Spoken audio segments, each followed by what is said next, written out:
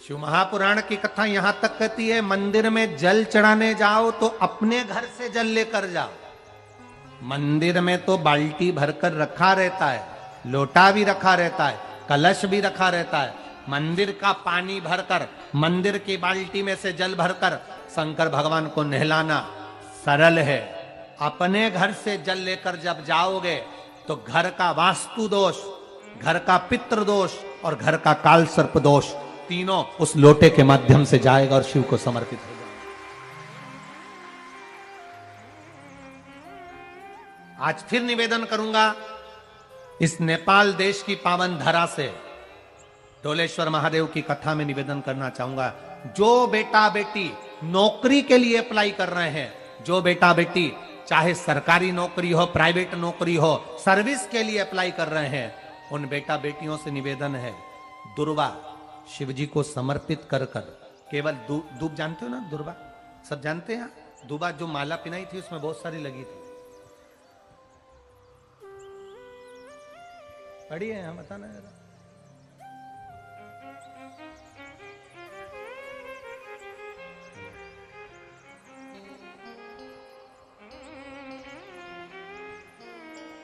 दुर्वा,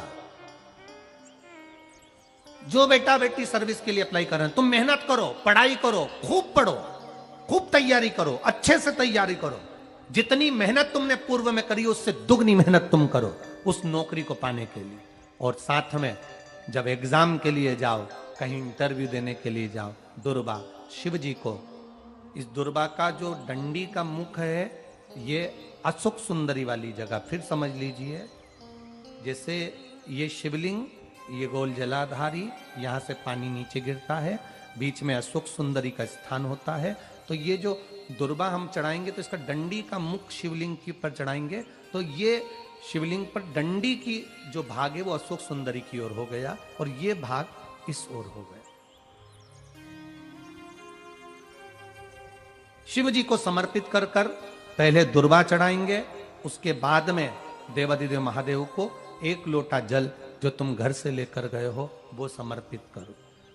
3 महीना लगातार अपनी पढ़ाई की मेहनत करो, अपने इंटरव्यू की मेहनत करो और खूब अच्छा पढ़कर साथ में एक लोटा जल और दुर्वा शिव जी को भले 10 दुर्वा की जगह केवल एक दुर्वा चढ़ाओ, चढ़ाकर जल चढ़ाना।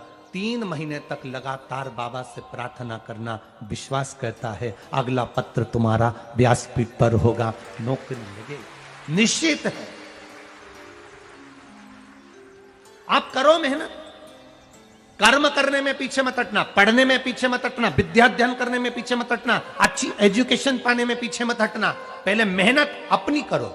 पूर्व में जो इंटरव्यू दिए हैं उसमें जितनी कमी रह गई, अगली कमी को पूर्ण करने के लिए अच्छी मेहनत करो, खूब पढ़ो, खूब अच्छे से विद्या अध्ययन, और फिर बाबा पर समर्पित होकर जाओ, बाबा पर विश्वास कर कर जाओ, भरोसा पूरा कर कर जाना।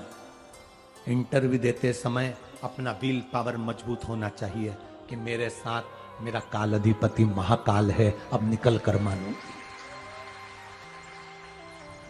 हम दुकान खोलते हैं, कपड़े की दुकान खोल रहे हैं, किराने की दुकान खोल रहे हैं, लोहे की दुकान खोल रहे हैं, भंगार की दुकान खोल रहे हैं, किराना की दुकान खोल रहा है, पान की दुकान खोल रहा है। हम दुकान खोलते हैं, पर दुकान खोलने से पहले तुम्हारे 2 मन हो जाते हैं, चलेगी कि नहीं चलेगी।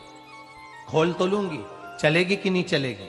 जिस दिन तुम दुकान खोलो 1 महीने पहले, 2 महीने पहले, 3 महीने पहले बाबा को दुर्वा चढ़ाकर एक लोटा जल चढ़ाकर नियम बनाकर जाना, 3 महीने बाद मैं दुकान खोल रही हूं, 2 महीने बाद मैं दुकान खोल रही हूं और मेरा विश्वास कहता है दुकान चलेगी।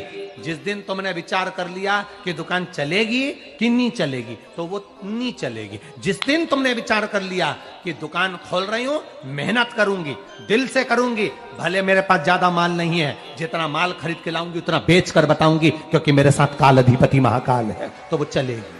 विश्वास दृढ़ करो, भरोसा पक्का करो। जिस दिन तुम्हारा विश्वास दृढ़ हो गया उस दिन तुम विजय हो गए, उस दिन तुम आनंदता में हो गए।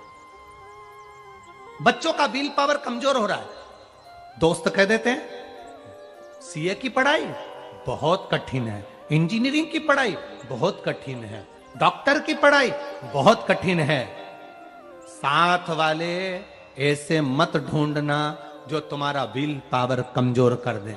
ये वाली फैक्ट्री खोलेंगे तो हो सकता है नुकसान हो जाए, इसलिए ये फैक्ट्री खोलने का मन नहीं हो रहा है। फैक्ट्री का सेटअप जम गया, सब कुछ जम गया, और मालूम पड़े, विचार करा कौन चलाएगा, कैसे होगा, कैसे चलेगी, तो वो फैक्ट्री कभी नहीं चलेगी। तुमने सोच लिया कि अपने क्षेत्र में नहीं है, मेहनत करूंगा, चार चांद लगाऊंगा,